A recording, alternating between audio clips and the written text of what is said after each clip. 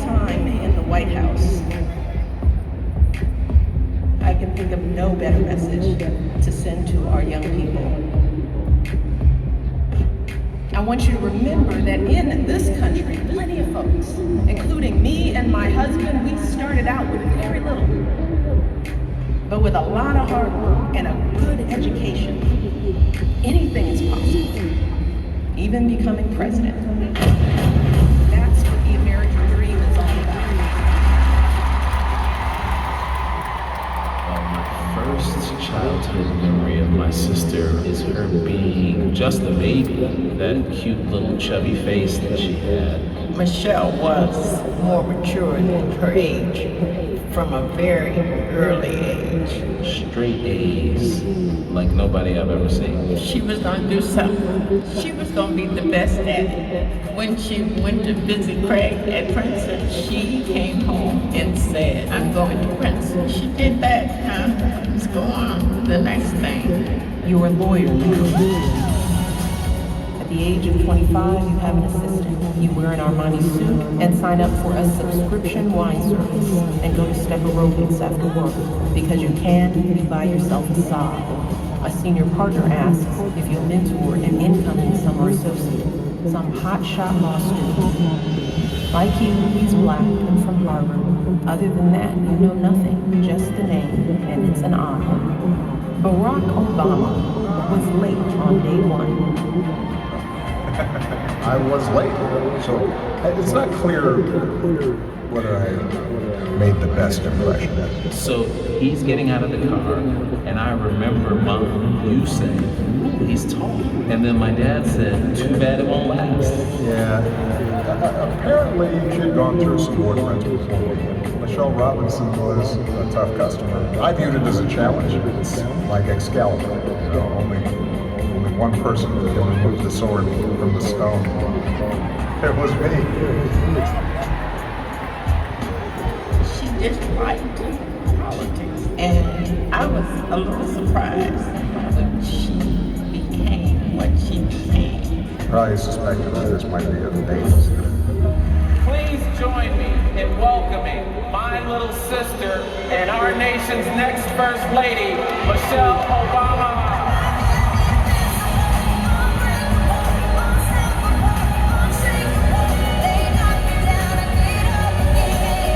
Here is where I felt like our family got launched out of a cannon and into some strange underwater universe. I was getting worn out, not physically, but emotionally. The punches hurt, even if I understood that they had little to do with who I really was as a person. I was female, black, and strong, which to certain people translated only to angry. It was as if there were some cartoon version of me out there wreaking havoc. A woman I kept hearing about, but didn't know. A too tall, too forceful, ready to emasculate Godzilla of a political wife named Michelle Obama. We'd taken two young girls who hadn't chosen this life, and without thinking it through, we fed them into the mall. I remember the night in Chicago. People were just so happy and just so excited, and it was just interesting because Mom was very calm, and I think seeing other people cry and scream in a way that highlighted truly how insane it was in that just happened. We leaped, and now, one way or another, we'd land. I lived in the White House. I think people recognized pretty quickly that she wasn't my wife. She was Michelle with her own message, her own power, her own gifts. We're determined to finally take on one of the most serious threats to their future, and that's the epidemic of childhood obesity in America today. We'd focused ourselves on doing more than trending for a few hours on Twitter, and we had results. 45 million kids were eating healthier breakfasts and lunches. 11 million students were getting 60 minutes of physical activity every day. We'd helped persuade businesses to hire or train more than 1.5 million veterans and military spouses.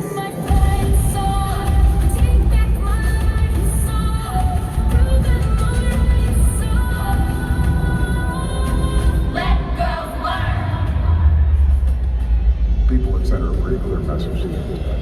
No, we actually might like you more than the guy you're married to, so you keep on talking. When someone is cruel or acts like a bully, you don't stoop to their level. No, our motto is, when they go low, we go high.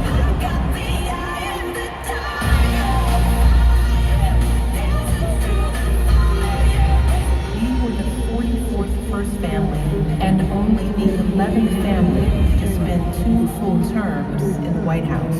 We were and would always be the first black one. When I look out, your story is my story. There's no one in this world who isn't allowed or isn't worthy of having the kind of life she's had. I want our young people to know that they matter. Lead by example with hope. Never fear. What doesn't kill you makes you stronger.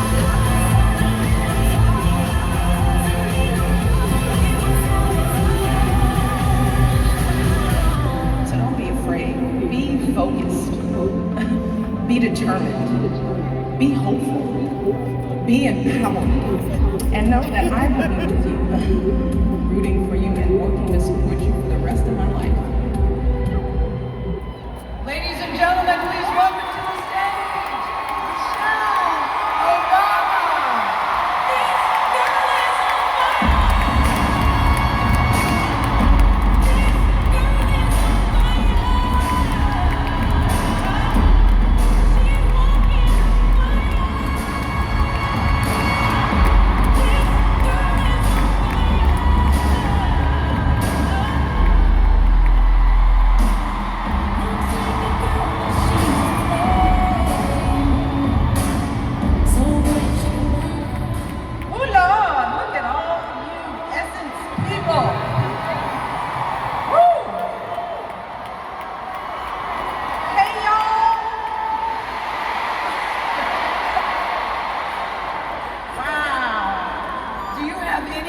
How much you were missed.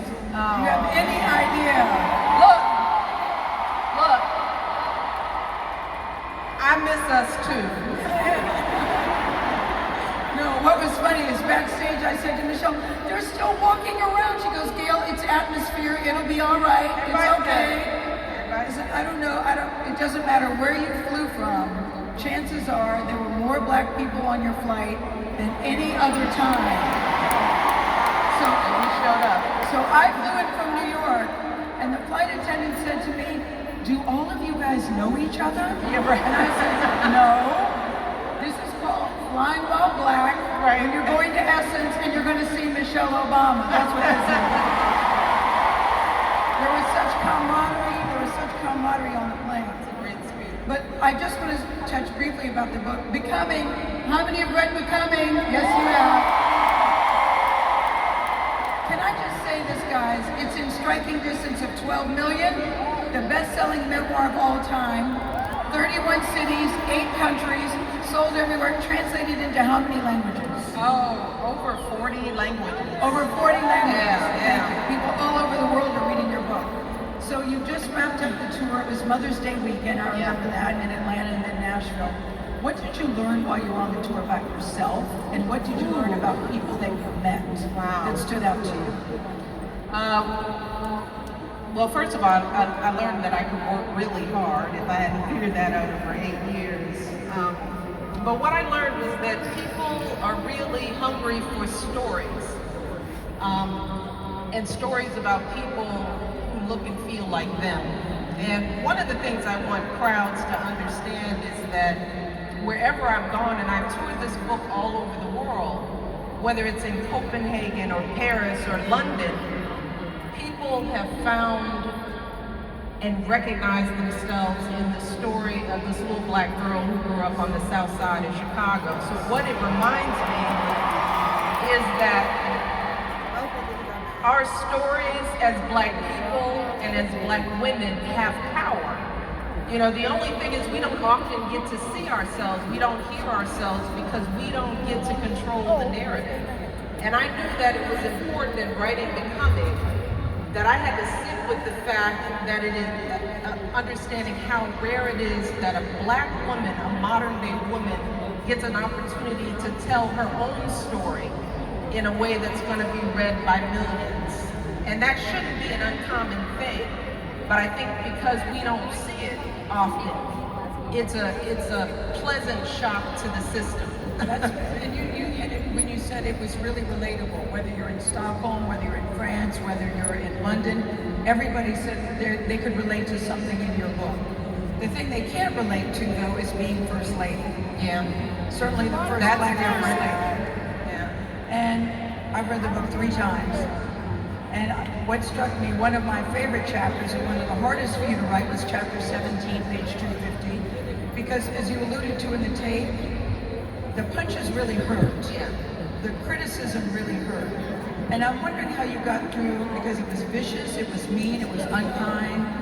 I'm wondering how you got through the negativity without bringing you to your knees, How you got through it? Well, it was important for me to tell that part of my story because I know there are a lot of young kids out there who see me and Barack now, right? They see us as the former first. They see us when we were walking out of the White House, but they don't remember how many punches we took to get there. So now I'm Michelle Obama and beloved, but for a minute there, I was an angry Black woman who was emasculating her husband, who was somebody to be feared, because that was part of the political game, was that as I got more popular and started being more of an asset to my husband, it was interesting that that's when people of all sides, and I stopped to say people from all sides, Democrats and Republicans, tried to take me out by the knees. And the best way to do it was to focus on the one thing they knew people were afraid of, was the strength of a Black woman. So they turned that into a caricature. You write about, you said campaigning is like having your soul x-rayed every day and turned inside out. So on those really dark days, I am curious about how you didn't just crumble, why you kept on going, even sometimes when you felt you might not have been supported inside the campaign as well. Well, there were, as I write in the book, I was at a point where I thought, well, if I'm hurting Barack's campaign, I just need to get off the road. You know, I was like, I'm not in this to not help him. But he never felt that. Oh no, he never felt that way. Well, that was the beauty of Barack. Barack knew how to take punches. Look, we grew up in Chicago politics, y'all. So, you know, Chicago politics is rough and tumble, but I had never been at the center of it. So at no point did Barack think that he wanted me off the campaign trail.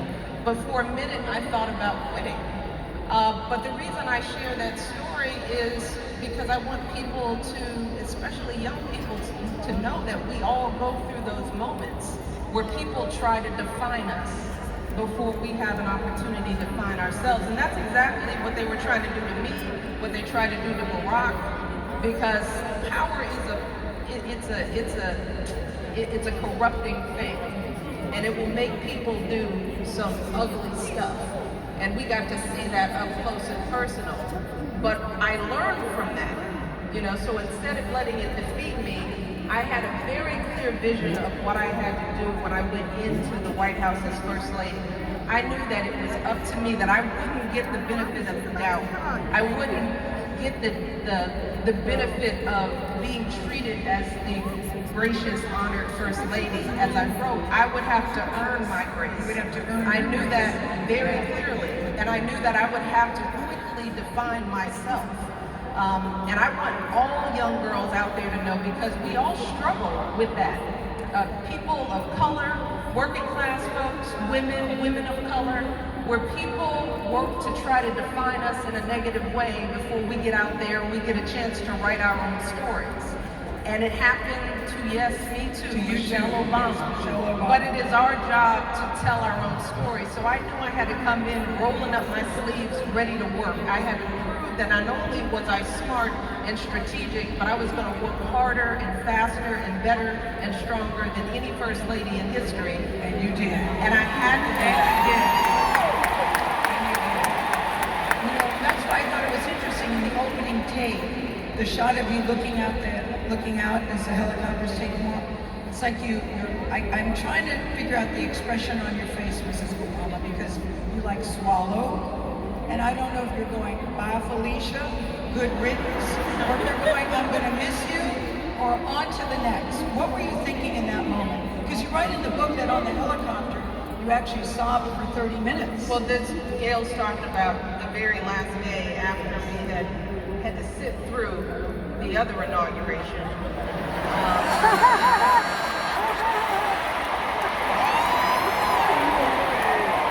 But I tell the story because that day was so crazy, you know, because You invited them over for tea. well, we did that, but you know, there was also the mother moments, right? Because the truth is, on that day, I was moving my children out of the only house they had really grown up in, and I think that gets lost on people. I mean, Malia and Sasha were in 2nd and 5th grade.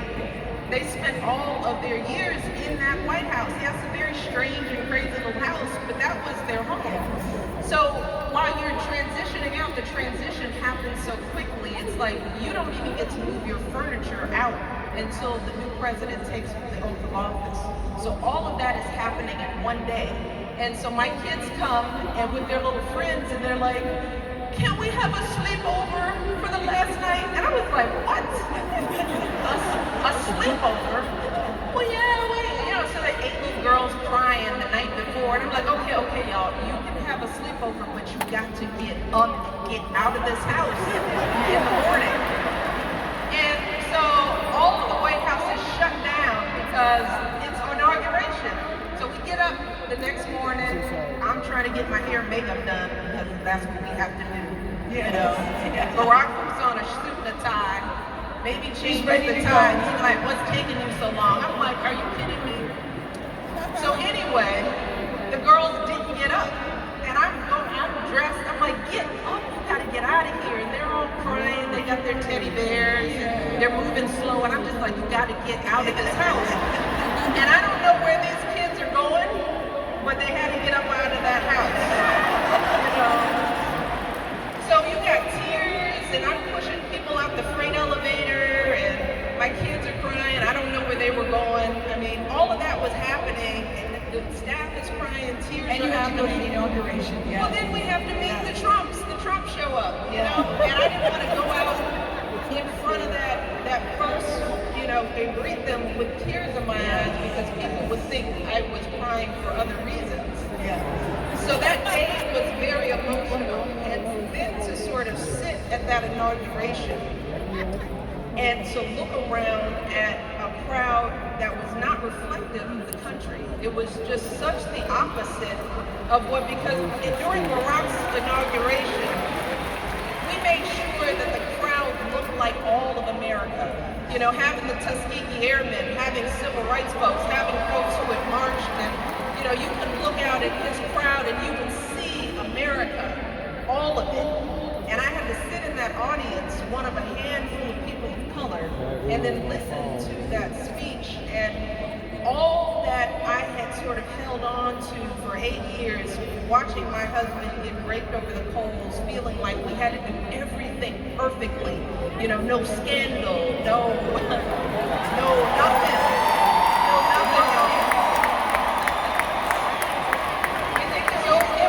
It was a lot emotionally. So by the time I got on that plane, It was a release. it was a release of 8 years of having to try to show up as we all know we have to do. We have to show up not only perfectly, but a little bit better than perfect to even be considered equal. And it was the exhaustion of 8 years of that.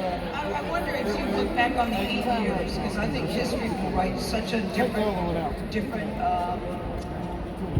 they will have a different take on how it's being portrayed in the news now. And I wonder what it's like for you to sit and watch everything that you and President Obama built seemingly being torn down or dismantled simply because the two of you did it. Not because there's a better alternative sometimes, but just because it was an idea of the Obama administration. You know, people ask me that question all the time, and I can honestly say that our upset isn't over our legacy.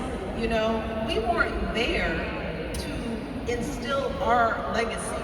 We were there to do a job on behalf of the country. Barack didn't pass health care because we needed health care. He passed health care because millions of Americans didn't have health care. You know, it was never about us. So what it saddens me is what it's doing to the country as a whole. So it's not enough, y'all, for me to be upset. It's like, don't be upset over our legacy. Me and Barack are cool. You know, what we have to be really conscientious of is what kind of country are we leaving for our children and our grandchildren? That's what turns my stomach at night. It has nothing to do with us. You know, because when you're the commander-in-chief of the leader and the leader of the free world, the job is not about you. You know, it's not about your feelings, your hurt feelings, your emotions. And that was something I was so proud of Barack. You know, we didn't make the White House about our emotional needs. Yes. So what is happening now isn't, you know, the question isn't how do I feel. Yeah. The question is how do we feel about it, and what are we going to do about it? Well, so many people take it personally. It's interesting to me that you guys don't. Let's jump to meeting Barack Obama. Meeting Barack Obama. Because, you know, he did not seemingly make a good impression on you the first meeting. Well, he was late. He was late. But did he have that walk back then? Because I'm thinking, if he had that walk, that would be something that would be impressive. Did he have that walk back then? He had the walk. But let me tell you, the precursor to meeting Barack, because I was his advisor. So my job was to greet him on the first day of the law firm. But there was all this hype about it, you know, and it was like, you know, this is really smart black young man from Harvard. And, you know, I was thinking, this is a bunch of white people who think the brother is, so I was a little suspicious. I was like, let me be the judge. Because, right, it's like, a brother can talk straight, and people are like, ooh, he's amazing.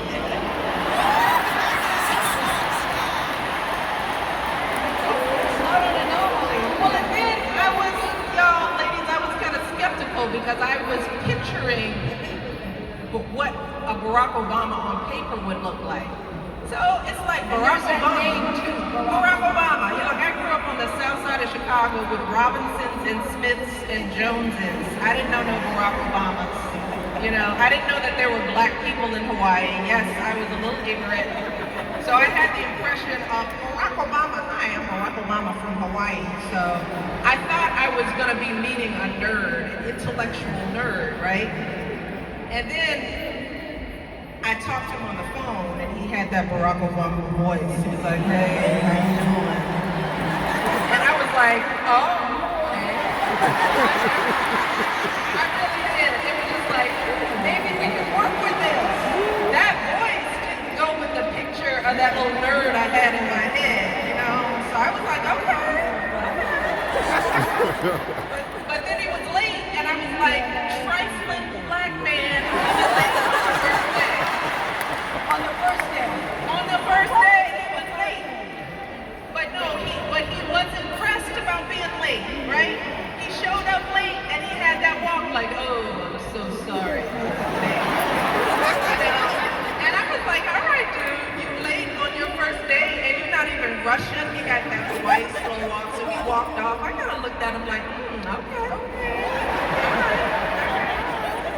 Well, lucky for us, it was okay that he was late. And he was driving a yellow Datsun with a hole in it. I'm thinking, God. Now, you know it was love, y'all, because I had a job and a saw. Yes.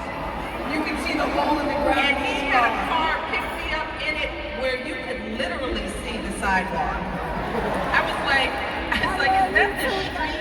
Is that the part? He was like, yeah, baby. Is it moving? And we were moving and the ground, it was a rust. He was like, don't worry about it. It's fine. It's fine. And how long have you and Barack Obama been married now? How many years have you been married? Ooh, Michelle, you're supposed to know this like, right away. it's a long time, y'all. Know this right away. It's like 26, 27 years. Okay, thank Gail. He's good with the numbers and the dates. I am not. But this is the thing, in the book you also talk about marital counseling, which I think surprised a lot of people. Yes. Because most people don't want you to know that they've been to marital counseling. Which is Certainly crazy men to me. don't talk about it. I know men don't like to talk about nothing. Y'all need to talk a lot more. Get you some friends and talk through these issues. But yeah, absolutely. You know, my view is that it's like, what that old man come in here for? Michelle's hearing fell off. I got it, y'all. Rescue the I thought earring. something bad had happened. I know, so did I. I was like, earthquake? It's just the earring, y'all. But you talked about marital counseling. Well, yeah, because there are a lot of young couples who look up to me and Barack, right? It's like we're all hashtag relationship goals. Yes. And this is what we do. We don't tell the truth about the work of marriage. So young couples think that all they see of us is the fist bump and the love, and I'm looking adoringly at his speeches, and you know, they don't know I want to like kick him out the window every now and then, you know? But that is the truth of marriage. And my view is that we can't be up here as role models and not telling people the truth about life and relationships. Marriage is work. Marriage is hard. And let me tell you, Sharing that? you know, like a man, he was sort of like, you sure you want to talk about this? And I was like, yes, get out of here. But no, he understands the importance as public figures. So yes, we definitely there were periods when our kids were little, because marriage is all nice and cute.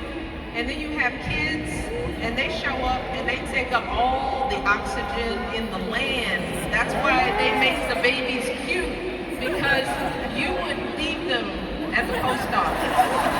You would be like, here, I'm just done with it. But that's when, for us, marriage gets stressful, because you talk about this equality thing going on until the babies come. It's like, I was still the one, it's like he changes a diaper and everybody cheers. Like, oh, he's such a good husband. While I'm still setting up day camp and daycare and the well child visits and the dentist and the doctor's appointments and the babysitters, somebody gets sick, who has to take off work? Ooh, it's me. So, part of having a good marriage is being able to fight fair. Yeah. Fight fair and fight so that you don't disrespect each other. Absolutely.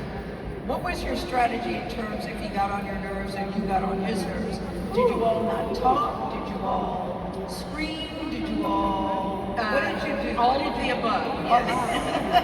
Yes, we went through, those are the cycles of learning how to deal with a marriage, but yeah, now we've learned how to argue with each other. You learn what buttons not to push. You learn how far not to go. And you have to, this is what I say, and a lot of people say this, marriage is a choice. It's a choice that you make every day, because you don't do it because it's easy. You do it because you believe in it, you believe in the other person. And ladies, gentlemen, that's why it's so important to marry somebody that you respect.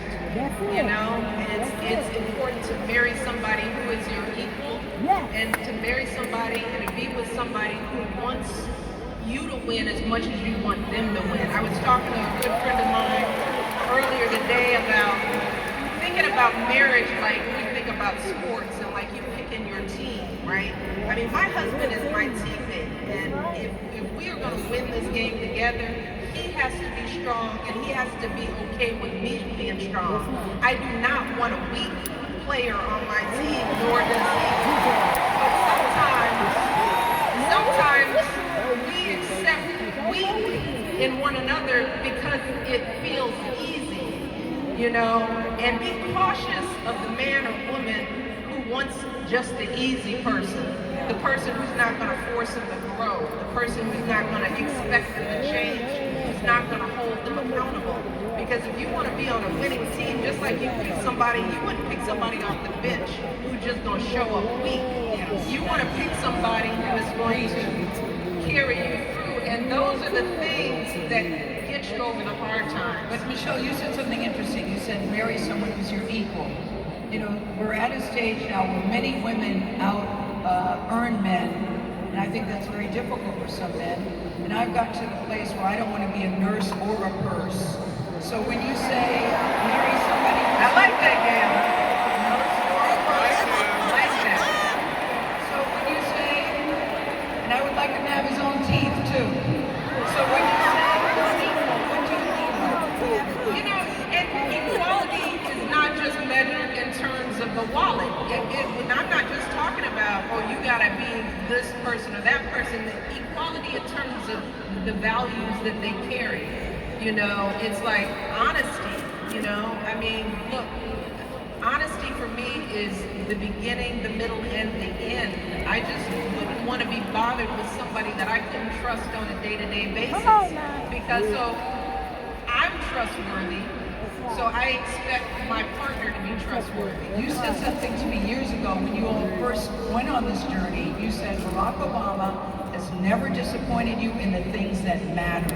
Absolutely. I've never ever forgot that because I think that's such a good barometer. And those are the things you fall back on. It's the basic core of who the person is. So it's not just about how much money they make or what their title is. We get lost in that kind of stuff. And we sometimes wind up with the wrong people because somebody could have the right title and the right salary and the wrong heart, the wrong soul, the wrong core. I've met him. That's it. Yeah, like I know that. His name is George, but yeah. Campaign 2020, you know, we're in the middle of a campaign. Many of the candidates were here today. They came one right after the other because Black women's vote is so crucial, so critical, and can change the game. Thank you, Alabama. Yes. So the gazillion candidates that are running for the Democratic Party, has anybody caught your fancy, caught your eye? Has anybody said, hey, Michelle, shall we take a picture? Because if I was running, you would be one of the first people I'd call. Has anybody caught your eye? Or You know, one of the things, because Barack and I are going to support whoever wins the primary. So our primary focus is letting the primary process play out because it's very early. I mean, that's one of the things that we learned in the campaign. It is early. It's like trying to figure out who's going to win the World Series on the first 7 games. I mean, that's where we are right now. It is so early and things will change. That so we you have guys to don't get- want to get into it? Because everybody at least you know they're going to go for Biden, but you're saying you're going to wait until the primary. Absolutely, because the general election is so important that we have to get behind whoever comes out of that primary. So we're watching everyone, we're supportive of everyone, we are giving advice to whomever seeks it, but ultimately, Give advice to whoever seeks it. anybody who has called or wants to call, I am more than happy. And your number is? Yeah, right. What, if anything, would you like to say about the Kamala Biden dust-up? He apologized today. You've been following that. Do you have any thoughts about that? I do not. Okay. Let me ask you this. Moving on. I've been doing this rodeo far too long. Yeah, moving on. Like, and no comments. Yeah, moving on. And no comment works, too. And no comment, by the way, is a complete sentence. What are the qualities that you think make a good president? You can say Oh, that. well, I talked about this in the last campaign, but nobody listened. You know? It's a hard job, y'all. Let's just be clear. This isn't a joke. It's not a game. The leader of the free world with a tweet can start a war, can crush an economy, can change the future of our children. It is a real job which requires deep seriousness and focus. It's somebody who has to have an understanding of history so that you don't repeat what hasn't worked. Having facts is really important. Operating with a base of clear facts and ideas, that's important. Somebody who's careful with their words. Somebody who's trustworthy, somebody who is loyal and honest and decent. And honest. I mean, it's not a complicated set of principles, but I think some people treat politics like it is a game. and they treat the presidency like it doesn't matter because some people don't see how it affects their day-to-day lives.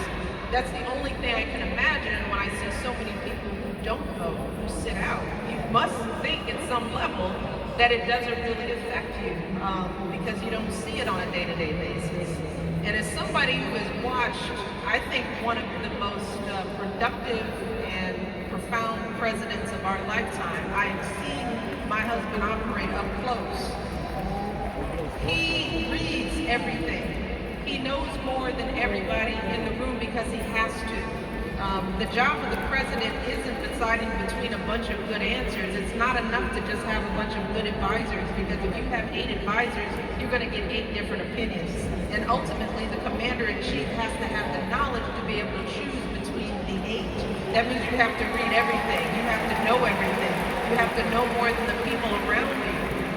But I fear that sometimes people might have thought that Barack made it look easy, so it must be easy. It's kind of like, I guess if the black guy can do it, anybody can do it. And that's not true. It's a hard job. So that means we have to be focused on who's actually ready to lead the nation. And we have to be engaged. And you have to be engaged, and you have to vote. I also want to talk about wellness and health, because I know you've been paying a lot of attention to that. That was a big mission for you when you were in the White House. And for the first time in Essence, they have a wellness activation, the first time, called the Wellness House. And one of the activations, Michelle, is get fit, get checked, and get moving. Yes. A message that was so important to you. Why was it so important to you to because, I look at you and they say, you wanted to make us healthier, you wanted us to eat better, and you wanted us to exercise. You hussy telling us what to do. I know. Why was that so important to you? Well, because food and diet and lifestyle is very personal, and I think people, it's hard to break habits that have been developed over a lifetime. And one of the reasons I took that issue on is because I saw very early on that we are dealing with an obesity epidemic in our children that will shorten their lives. I mean, this is one of those, it's a fact. Our children are growing up less healthy than we are, which means that their life expectancy will be shorter than us. That is just a real thing. So I started with kids because my hope was that sometimes as parents we can do for our kids what we just can't find, in us to do for ourselves. And I know as a mother, when it comes to me trying to make sure that my kids have the best, I will kill somebody to make sure that my children have what they need. So starting with young people was a way to kind of ease into the conversation, but it's a challenge that we all face. And look what you did with the lunch program.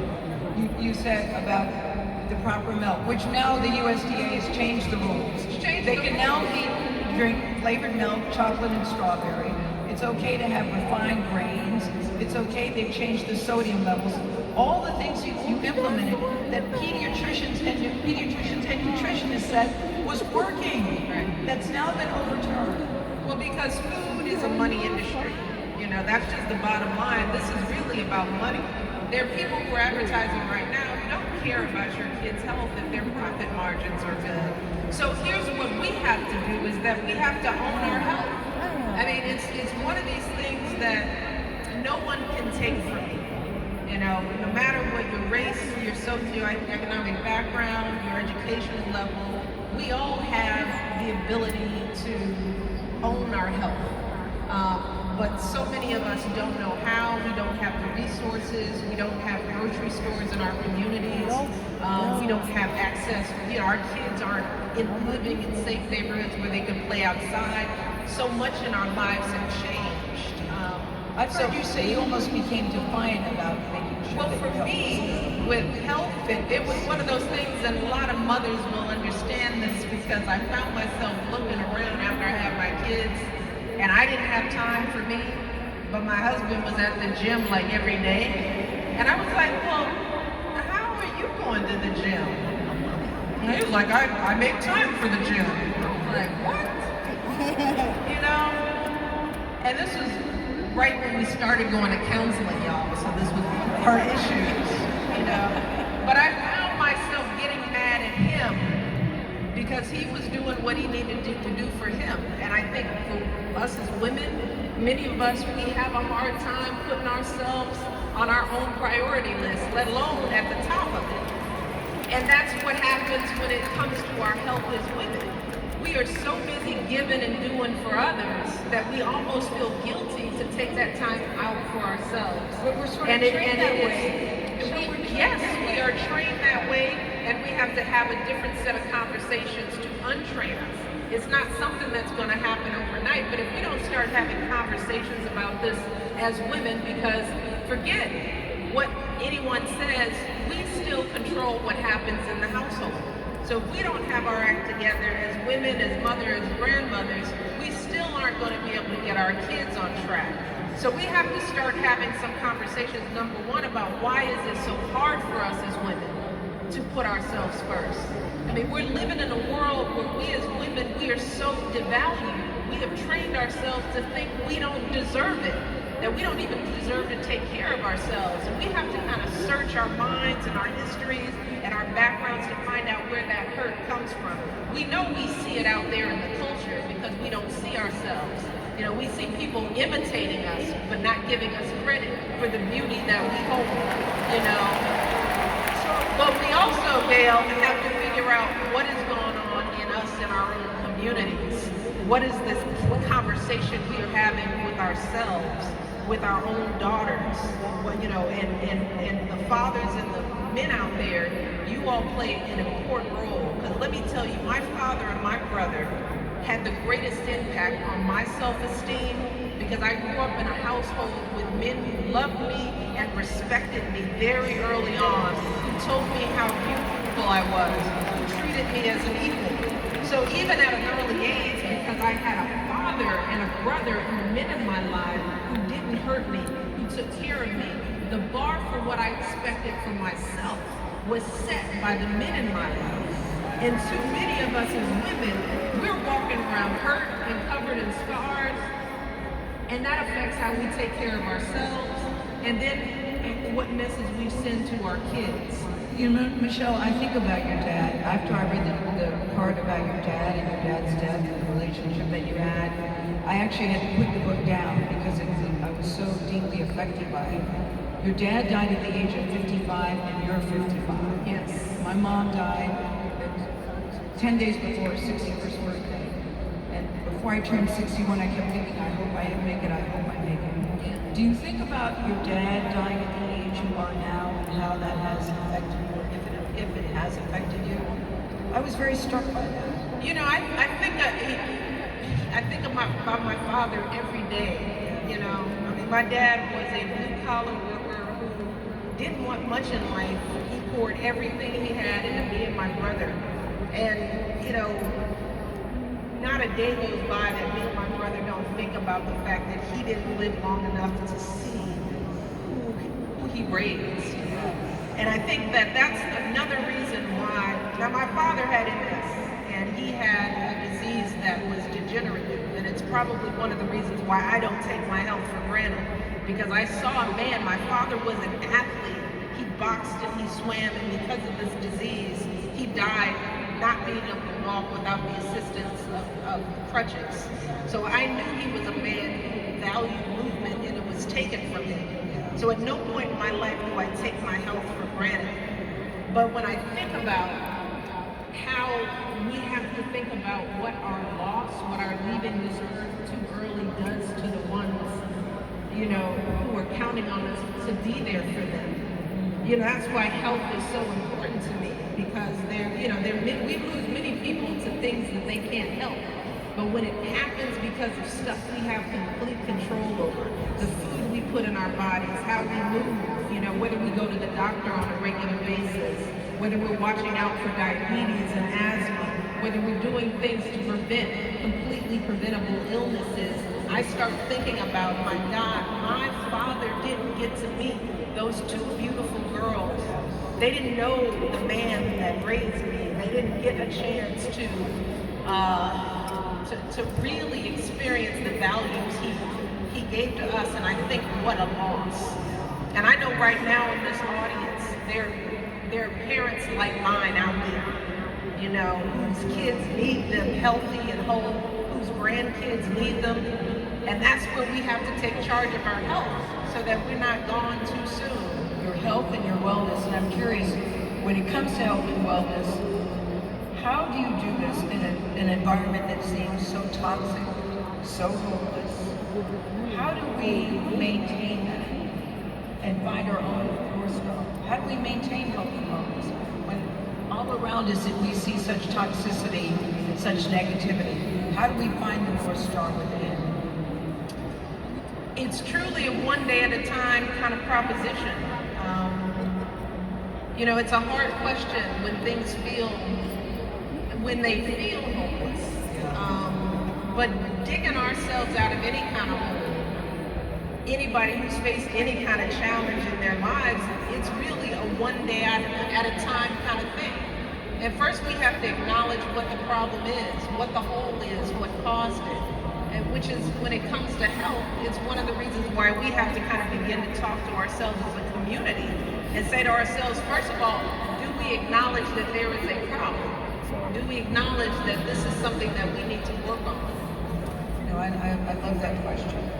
Farrell was backstage and I was saying, if you had one question, what would it be? And of course he just rattled that off. I thought, that's good, I'm not going to credit you, but it was so good I had to give you credit for that. Let's talk about your daughters. When you were talking about your daughters didn't get to see their grandfather.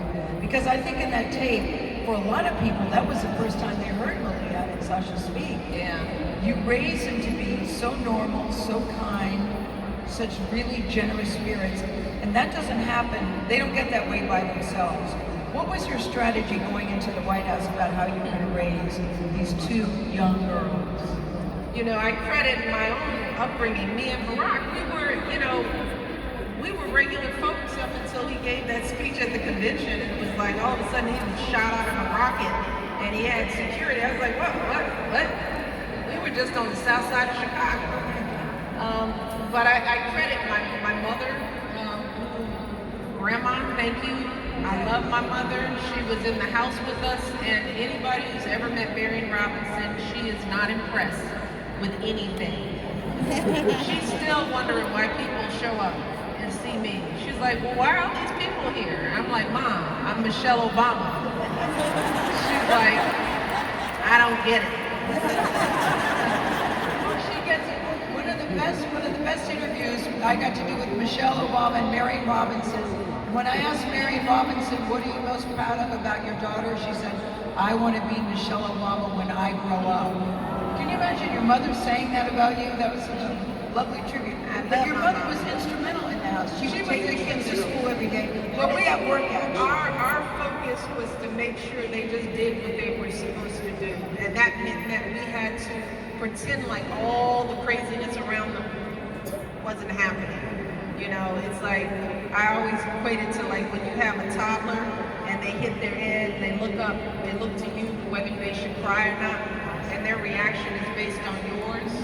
Well, that's what we did for 8 years. It was like, yep, your dad's president. That didn't have anything to do with you. Just take your little butt to school. Yes, you have security. Just ignore them. You know, they're not here for you. They don't really care. They're really here because if you get shot, it'll mess up the country or something like that. You know, you have to keep telling them, this isn't about you. Your goal is to go to school, come back, get some decent grades, and don't act up. Don't embarrass us, you know. So your mom would ride with them to school? When they were young, I wanted to make sure they always had, a family member with them because they were kids who grew up with security.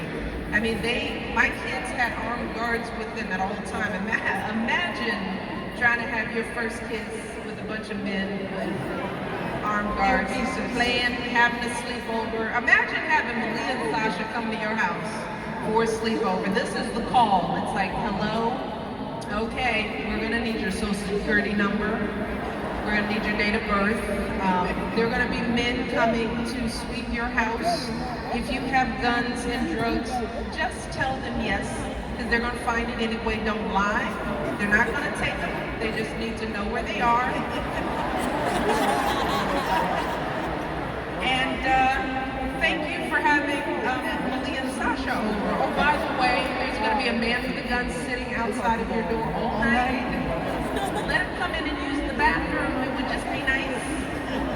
I mean, I'm surprised my kids have any friends, you know? We've had that happen once or twice. And I it's wonder just how like, they can determine who their real friends and not their friends because they were Malia or Sasha. you know, Did you talk to them about that? kids learn that, you know? They learn honesty, they know truth. It's like, that's why the kids, in my view, have to be out in the world. My kids needed to be out in the world. They had to test their own theories.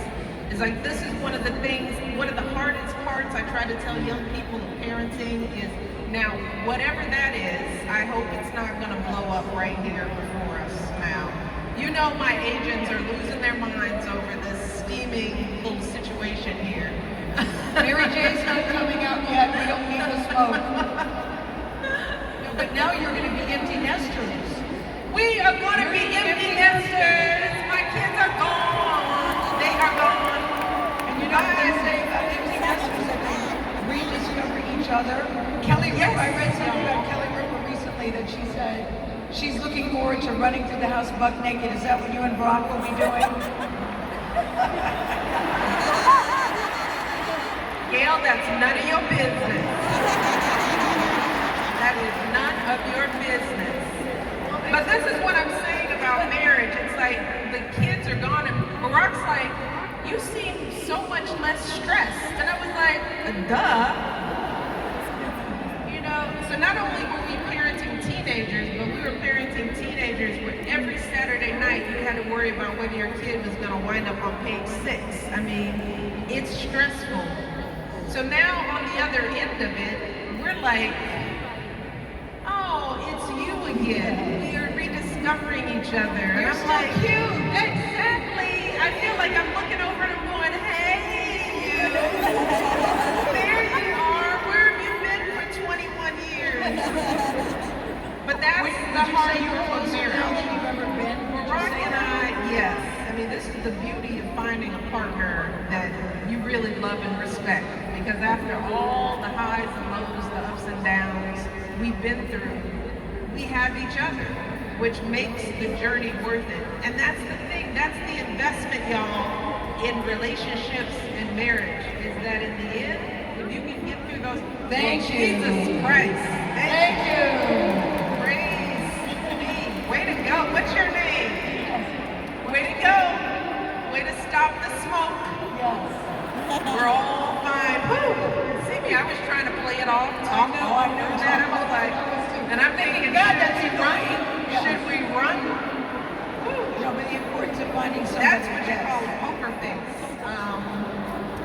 But yes, we are reconnecting, but the journey of marriage for all you young people who are in love and getting through the humps, and for all you couples that are at that point where you want to choke each other, you know, just remember, and people you know you want to choke each other every now and then. It's okay.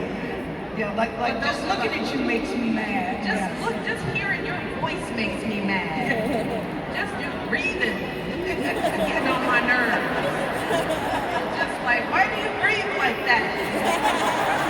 When breathing and chewing starts messing with you, you know you're in that phase. It's like, you don't even like the way they chew. It's like, why did I never notice he chews like that? So you go through those phases, but if you can hang in there through the chewing times, the bad chewing times, you get to the point where you look out over the dark clouds and you see your baby over there and you're like, oh, I remember you. That's where me and Barack are right now. I'm like, I see you, boo. Can you imagine how many people going to bed? We're having a bad chewing time right now. Chewing time. But because Essence has so many different panels, I just want to hit on a couple of the panels. And I want you to respond to the genesis of the panels, or what the panels mean. I want to wrap it up this way. We have less than 3 minutes. It says, toxic relationships, know when to go. What's your deal breaker in a relationship? What is the message you tell your daughters? Ooh, there's so many. How do I, it's what I said earlier. They've got to share your values, and values of honesty, truth, hard work, accountability. I don't care how cute he is, how much money he makes. If you all don't share those principles, it's going to be hard to make it work. Before I let go dance party. Anything you feel you need to let go, there's a before I let go dance party activation. Anything you feel you need to let go. Resentment it's a toxic emotion, and I've learned over the course of my life not to hold on to too much resentment and anger. It goes. Everybody says this. Forgiveness is real. Yes. Forgiveness is for you. It's not for the other person. They have one called Tales of Young Trailblazers. Your message to young women to succeed, personally and professionally. Tales of Young Trailblazers is one of the panels. Learn balance. The whole, what I don't understand is this, how we got to think that you're supposed to have it all at the same time. I mean, that's a false set of principles. None of us gets to have it all, nor should we. We don't even raise our kids to think that they should have it all. That's called selfish, that's called not sharing, right? You never get to have it all, but what you remember is that life is a journey, and through it all, finding balance, because without balance, you will never find happiness. So if you're if you're a career that makes a lot of money, but it's not something you love, you're out of balance. If you're working too hard and you never find time for love or for self-care, you won't be happy because you won't find balance, So finding balance and finding balance is a practice, because oftentimes as young people we practice imbalance. We work too late, we party too hard, we do everything too much, that's practicing being out of balance. And when you grow up and you're a grown person, you learn how to do a little bit of it all, but you don't get to have it all. Great sex at every age. Care to share? Yes. I support that. I mean, come on, Gail. Yes. It's one of the things. What are you supposed to say to that? No, I take issue with great sex at every age. No. I didn't know you had some personal stories you wanted to share. Okay. Yes. Gail. Okay. Yes. Clap back. Your best clap back. My best clap back. When somebody says something that just really pisses you off, your best clap back. I don't know. You should have asked me these before I have to think of my best. Can you think of my best clap back? I have many of them. Do you still believe when we go low, when they go low, we go high? Yeah, thank you, y'all. Is that still true? It has to be true. I mean, look, that's the one thing people ask me about in this climate. How do you find it in yourself to go high? And here's the thing: going high it's a long-term strategy. Because the truth is that going high is about thinking about trying to really get to the real answer. Because a lot of times the low answer is just our immediate instinct. It's just, I'm mad and I just want to punch you in the face. But it doesn't solve anything. And that was something I learned from Barack, because a lot of people just wanted Barack to get up on the podium and just go off, right? And his view was always, okay, I could go off today and feel better in the moment, but does it move the agenda? And if we're all thinking about what the agenda is, which is getting to a place where we live in a country that we're proud to pass on to our kids, going high is the only way we get there. It's our patience, it's our tolerance, it's our belief in honesty and truth, it's our belief in hard work. It's not about getting somebody back. It's not about the immediate clap back. The immediate clap back is just for your own selfish purpose right there in the moment. It rarely doesn't solve anything. So I think, yes, we have to be a people that keeps going high. Now, going high doesn't mean you don't acknowledge the pain. That doesn't mean you ignore the pain, you know? That doesn't mean that there's something wrong with feeling the pain, but how do you react to it? You know, do you react by just giving pain back?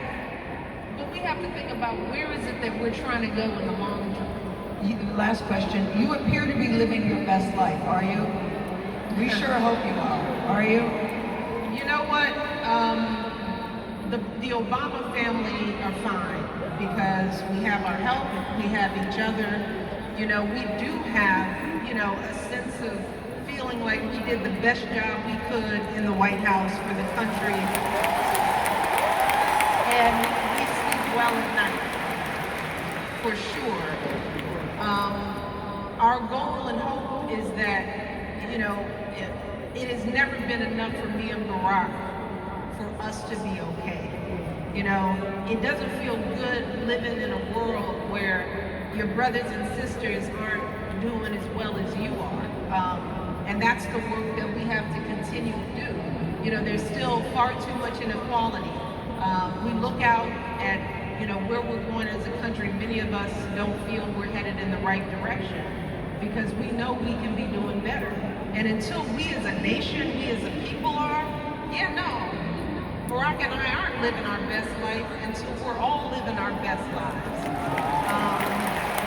But in order for us to do that, we got to be engaged. And as Reverend Sharman said before we came on stage, the power we have as Black folks, particularly as Black women, the power of our voice and our story and our narrative, you know, we underestimate it because they want us to underestimate it, you know. But I'm here to tell you, there is nothing we can't do or change when we as a collective put our minds to it, you know. And I feel that when I'm out there.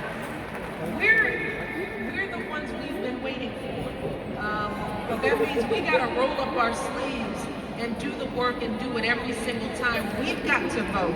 We've got to vote in every election. We have to be informed and engaged and aware. We've got to know who our school board president is, who our mayor is, who our governor is. It's not just voting for president every 4 years and then sitting back and waiting for things to be better. You know, we have to treat each other better every day. And as women, we got to take the lead in that regard. And we can do it, y'all. I mean, I feel the power in the Superdome right here. I feel it. I feel it right now. If each of us does our part and we go out there and we get educated and we register and we get people registered to vote, we can change things. So I know I'm going to be out there working. I just hope that all of you all will join us to make sure that in the future we're going where we need to go. You know, you ended the intro tape where you said, I'll be supporting and rooting for you for the rest of my life when we're talking to a group of people. I speak for everyone in the Superdome when I say we feel the same about you. Rooting and